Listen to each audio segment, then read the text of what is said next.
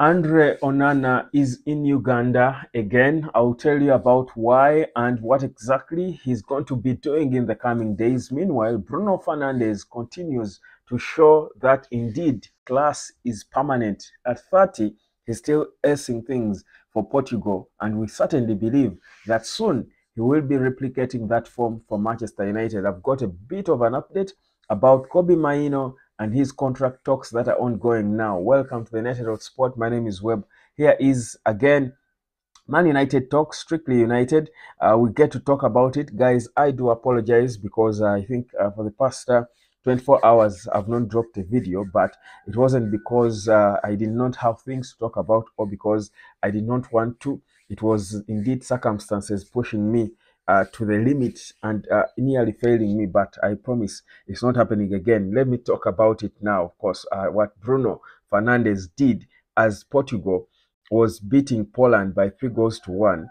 Look at those stats right there. That's Bruno for you. 86% pass accuracy, 4 chances created, 4 tackles attempted, 4 tackles won, 4 shots, 2 crosses, 1 big chance created, and an assist that was to Silva. I think he assisted to Bernardo Silva. The first goal they scored. Then of course Cristiano Ronaldo scored the other. But you see, I feel like Bruno Fernandes has really done everything to prove himself as a good player, as a different player, as a special talent, and even now that he's going through such sort of an ordeal at Manchester United, probably this could be his worst period as a Manchester United player, getting back-to-back red cards, and then he's out of form. So even the fans who are really rallying behind him have not been entirely backing him fully. I honestly want to think, and of course I'm guilty as charged as well. I'm among those who have not really been fully backing the captain. But the reality is, every player gets to that period. It cannot be all rosy. Life isn't like that, I think, by its very nature.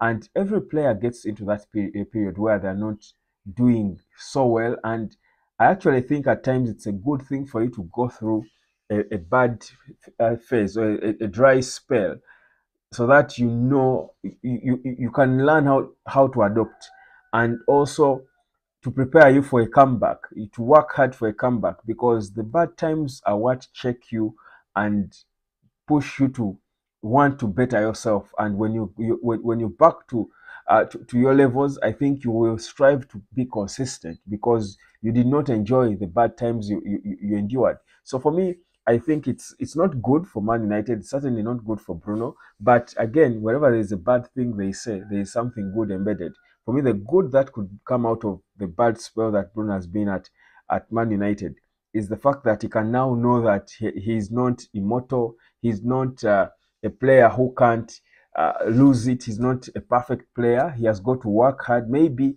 there are certain things that, because it doesn't happen by mistake, whether it's nature, but it shows him that he can also get off form, and he needs to do something about it to get better. So for me, it's not something I look at as really condemnation for Manchester United. Good enough, he can still have such performances, have such stats for his national team, even when he's 30. And of course, we know that at 30, an outfield player is always going to start now, showing signs of losing their sharpness. But it's not that Bruno is as bad as he has looked to be in the past games. So as we do go into this busy coming days after the break, because in case you didn't know, just to remind you, we have 4 games before the end of the month. Now, it might sound too much, but it's not. It's nothing we never expected. So the 4 games that Man United has from the 19th, when we return from the international break, we've got Brentford in that one. That's in the Premier League. We've got Fenerbahce. That's in the Europa League. We've got West Ham in the Premier League, and we've got Leicester City in the Carabao Cup. So we are going to play in 3 different competitions before the end of this month. Remember, it's the 13th of the month today, and meaning it's even almost mid-month. So it just shows you the intensity of the fixtures. I mean, how much these players have got to endure. I mean, if you're playing a game on the 19th in the Premier League on the 5 days later, you're playing another in the Europa League. This is away now in Turkey, where we're going to be reuniting with Fred, Amrabat, and Jose Mourinho. Then you return 3 days later. You're returning to play in the Premier League, going to London. Then 3 days later, another 3 days, you're playing against Leicester City. It's insane, man. That fixture pile is insane. But that's where the depth comes in, and you've got to make it work for you. But it's not really peculiar to Man United. We all go through the same thing. That's the price, I should say, of playing at that level, at the topmost level, and that's what you've got to suffer through for you to be considered top, because the Premier League is considered to be the topmost league, not just because of having the best talent and the money, because they don't have the most money anymore, but also because of the intensity of games and the level at which they played, and of course the frequency as well. So it's all part of the test, really. So that's exactly what is happening with United now. Speaking still United, Kobbie Mainoo is still trapped in talks. They're still ongoing. They've been going on for quite some time, and they certainly don't seem to be as obvious as many would have expected. But Man United are holding talks with Kobbie Mainoo for quite some time over a new contract, and that contract will see him, of course, earn a lot more than the 20,000 quid he's earning per week currently. Probably his team are trying to negotiate for a good deal. He's certainly, at least one thing that's for certain is that both parties want to be at work with each other. He wants to start United and develop more from there. Man United want him to stay there. They view him as a very important part of the Man United future. So what they're doing now is going into proper talks with this team to try and get the best deal for both parties, because again, this is a critical period, especially for Ineos, because first of all, Kobbie is an important player for Ineos because he's one of the most talented youngsters, and they're looking at the future more than the current or the present.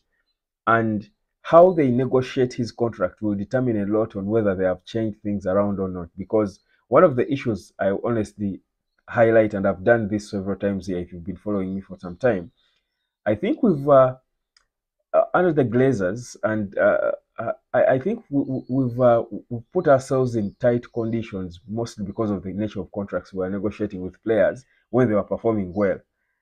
We forget that the bad days might come, and when they come, they could be terrible, and maybe you want to undo some of the things you agreed on with these players. But if you've tied yourself so tight, it becomes difficult for you to undo some of the things. So with Kobbie, my expectation is that, good as he is, he's not perfect.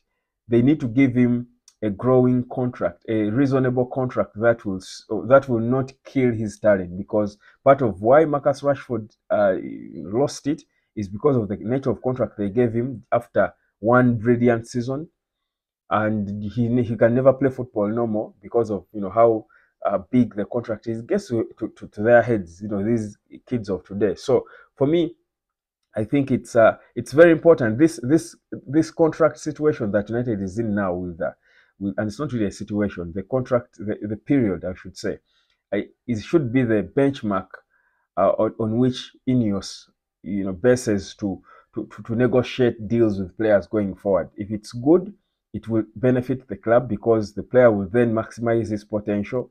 If it's bad, it will keep us where we are, where we've been for a long time under the Glazers. So I'm eager to see how it all ends. But the negotiations at least are ongoing. But that said, Kobbie is currently injured, but also he's not really been playing his best football. I keep insisting. For me, I think it's partly because of course, after a long period of no significant improvement of the entire team. As an individual, you can't do much, especially even Bruno, who was playing for the most time around him, and Casemiro were also not improving themselves. They were dropping their levels. So inadvertently, Kobbie too had to drop in his levels. But also, and the entire team has not been performing. But also the fact that he has played one too many games, I feel like he needed to rest. And these injuries, for me, I think of a sort of a blessing in disguise, yeah, if I must say. To sum it up for you, I spoke about Andre Onana being in Uganda. course, he has kept the most clean sheets in the Premier League. Out of the 7 games played, keeping 4 clean sheets, which I think is quite unexpected for someone playing in a team that's a Man United that's struggling. But it shows you how good Onana has been. I think from the towards the end of the last season until now, he's only improving. If you ask me, even when he concedes a few goals, you think he's only improving and getting better. And you see, when the goalkeeper is improving, it's a good sign, because then you feel like everyone else can easily come and pick up from them. So Nana is in Uganda to play for Cameroon as they take on Kenya. They're going to be hosting Kenya at the Mandela National Stadium on the 14th. That's tomorrow. And Andrew Nana, of course, will be in between the sticks there. So he is in Uganda, and he was talking to some Man United supporters. If you can see the comfort he has being in Uganda. I think he knows how Ugandans love him. He felt it the first time. And of course, he was recording this Man United fan. I wonder whether he's going to play this for Eric Ten Hag. He was laughing from his bus as a Man United fan was telling him to talk to that man without hair and telling him he's a United supporter. I talk to that man without hair to arrange our team properly. I'm soon coming to England, and he will not like it. And very interesting stuff there that this guy was saying to Andrew Nana about Eric Ten Hag and stuff. And Nana was only smiling and asking which guy, who. He didn't probably get it quite well, but anyhow, that's a bit of it. Of course, this game is going to be played behind closed doors, according to the organizers, Kenya, who are the hosts in this one. So they don't want that whole craze they saw when Onana was in Uganda as Cameroon played their last game. So it's a good period. So we're just hoping that at least we return with most of our players at least back to fitness. Of course, we know some will not be there, but we don't know the magnitude of these injuries. Amad Diallo, but what I know is that we've got enough depth in the squad for us to be able to beat Brentford when we return on the 19th in the Premier League. My name is Webb. I will leave it at that and catch you a little bit later. This is the United Hotspot. Subscribe, like, share, and I will be seeing you at lunchtime. Cheers.